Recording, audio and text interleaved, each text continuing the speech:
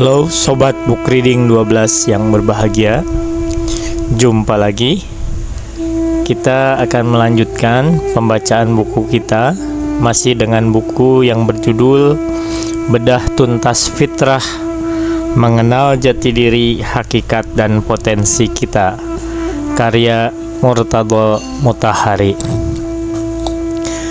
Pada episode kali ini kita akan membacakan sebuah bagian yang diberi judul Kerinduan.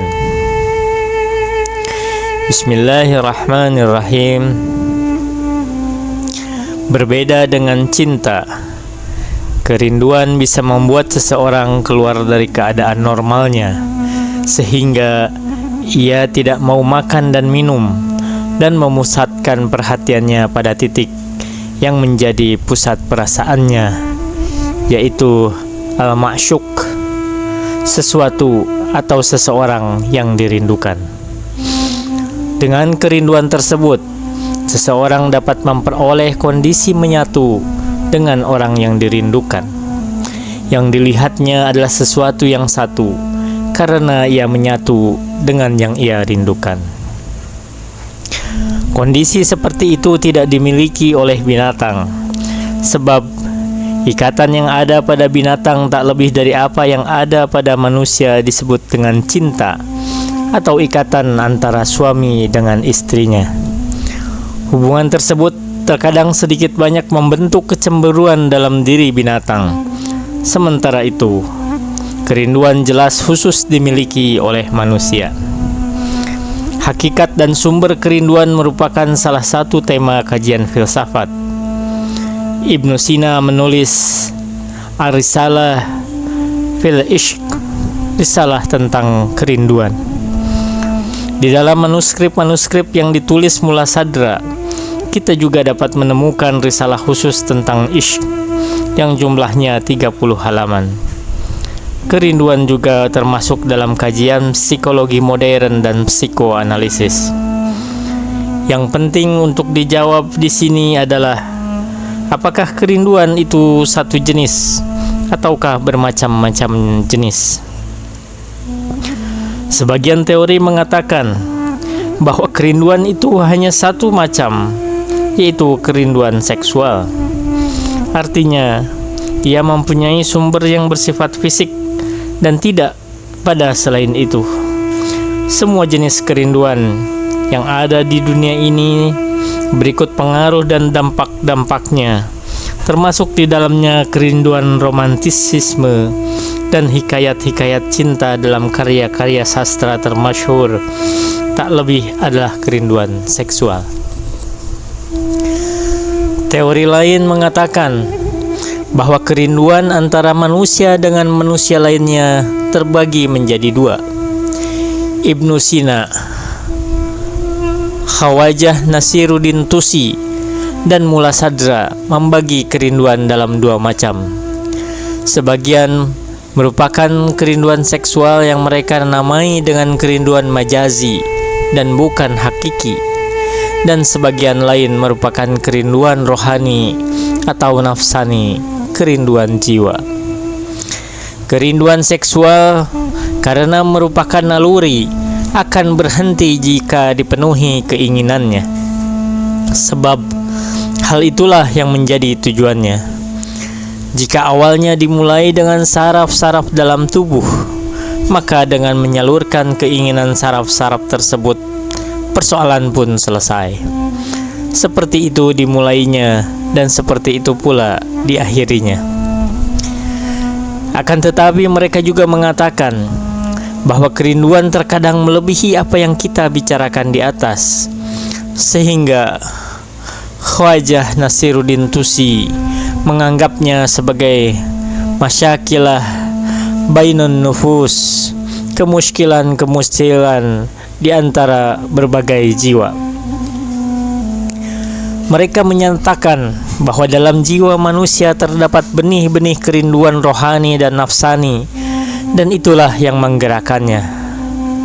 Ma'syuq, hakiki manusia, yaitu hakikat yang bersifat metafisika, menyatu dengan roh manusia setelah roh itu sampai dan menemukannya. Dengan demikian, pada dasarnya ma'syuk hakiki tersebut terdapat dalam diri manusia. Dengan karakteristik-karakteristik khas seperti itu, dinukillah berbagai hikayat. Mereka mengatakan bahwa kerinduan itu dapat mencapai suatu tingkat yang khayalan tentang ma'syuk, kekasih yang dirindukan, lebih bernilai daripada ma'syuk itu sendiri dalam diri orang yang merindukan. Yang demikian itu terjadi karena ma'syuknya hanyalah penggerak dan pendorong kerinduan itu sendiri, dan bahwasanya orang yang merindukannya mencari dalam batinnya suatu hakikat yang lain.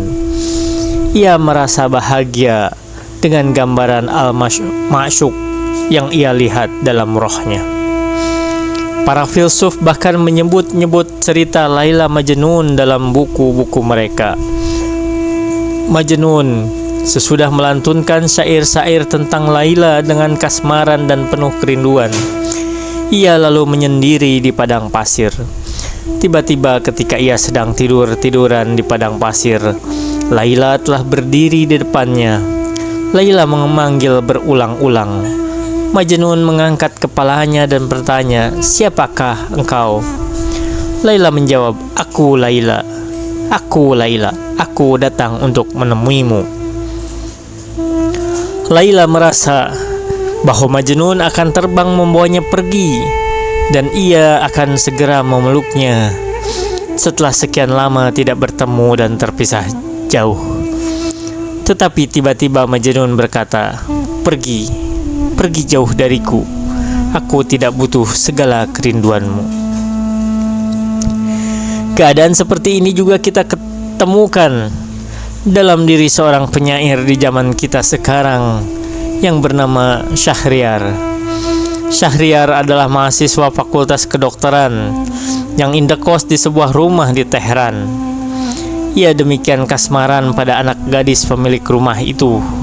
Malangnya, orang tua si gadis telah mempunyai calon lain yang dipandangnya lebih baik dan lebih kaya daripada Syahriar.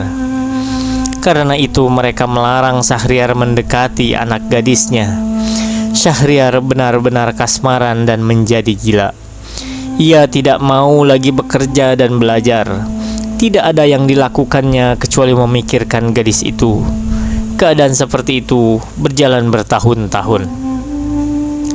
Suatu hari, secara kebetulan Syahriar bertemu dengan kekasihnya yang saat itu berjalan bersama suaminya.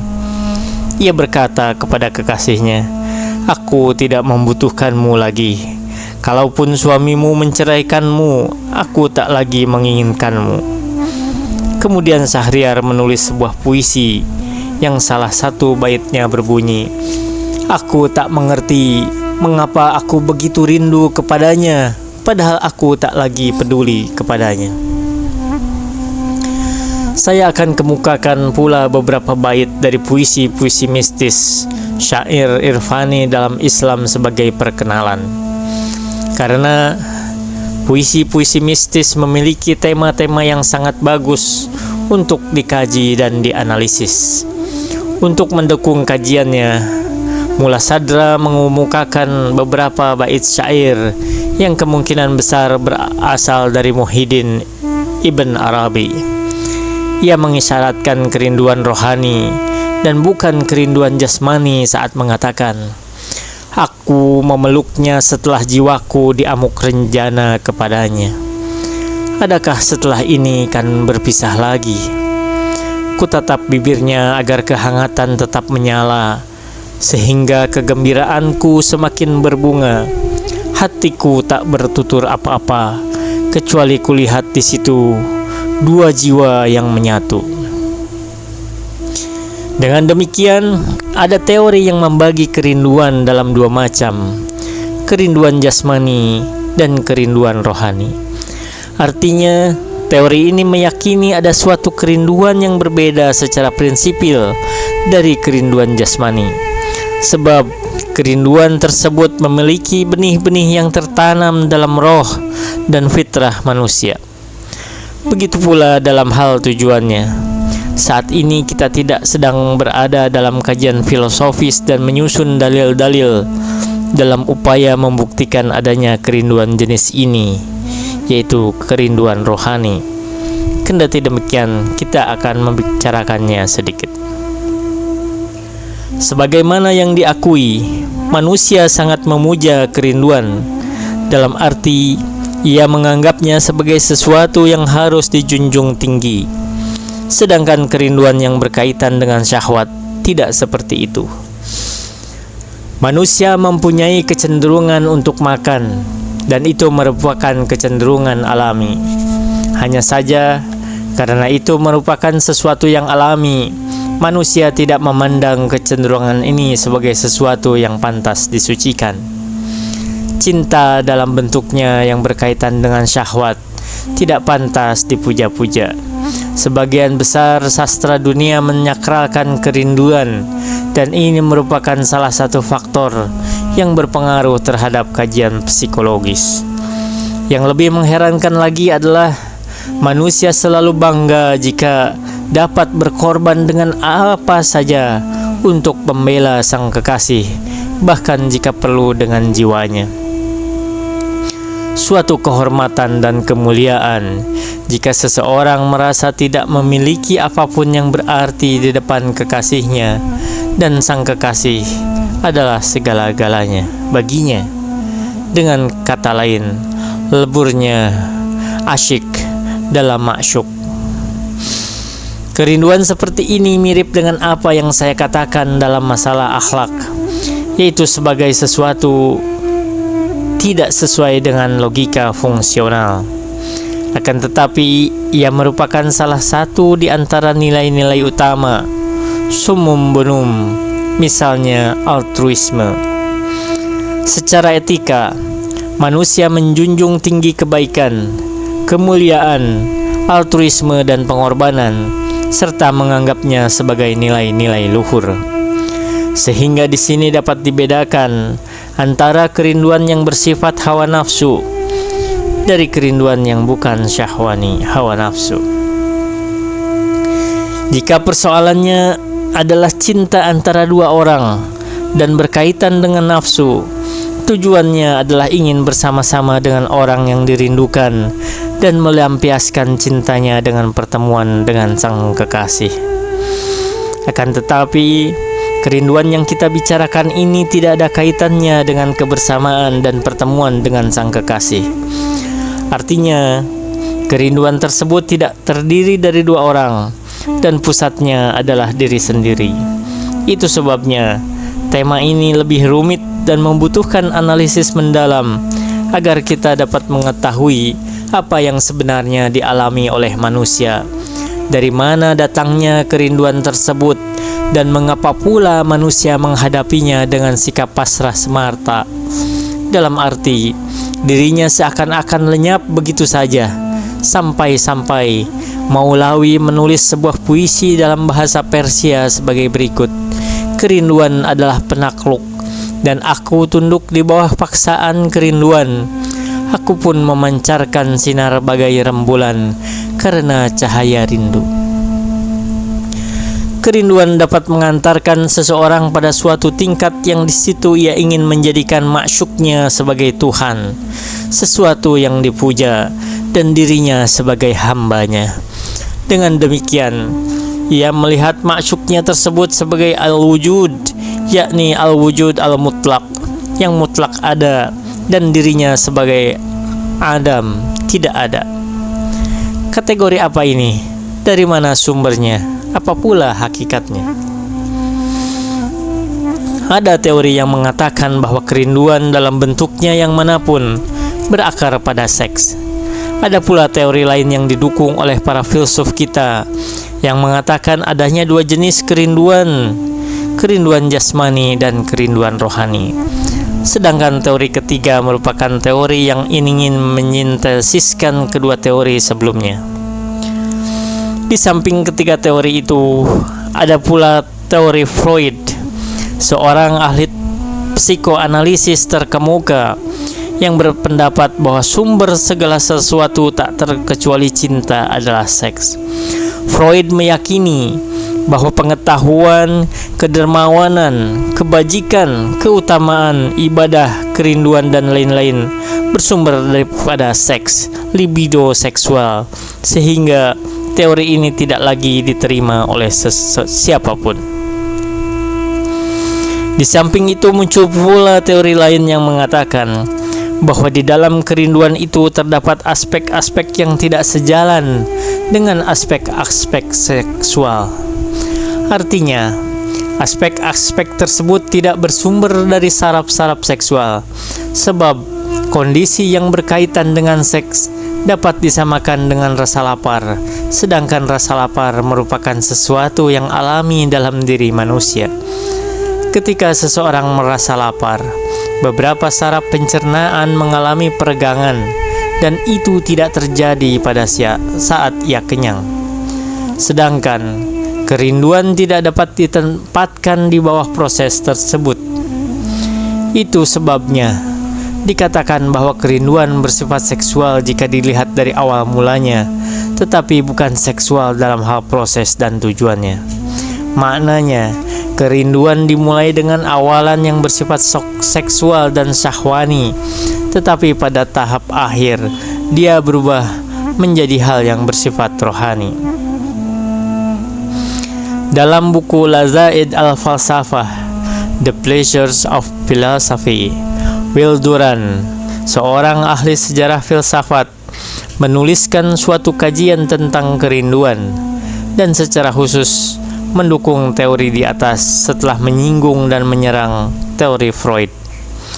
Will Durant mengatakan, tidak demikian, maksudnya tidak seperti yang dikemukakan oleh teori Freud. Yang benar adalah bahwa cinta itu mengubah alur, tujuan, dan karakteristik kerinduan, bahkan prosesnya pula, sebab ia keluar dari kondisi seksual secara total. Seterusnya, Will Durant mengemukakan kesalahan mendasar teori Freud. William James dalam bukunya Religion and Soul mengatakan, seperti halnya kecenderungan-kecenderungan yang terkait dengan alam, maka dalam diri kita juga terdapat kecenderungan-kecenderungan lain yang tidak sejalan dengan perhitungan-perhitungan fisik, bahkan mengaitkan kita dengan hal-hal yang metafisis. Wa ma taufiqi illa billah, alaihi tawakkaltu wa ilaihi unib. Wassalamualaikum warahmatullahi wabarakatuh.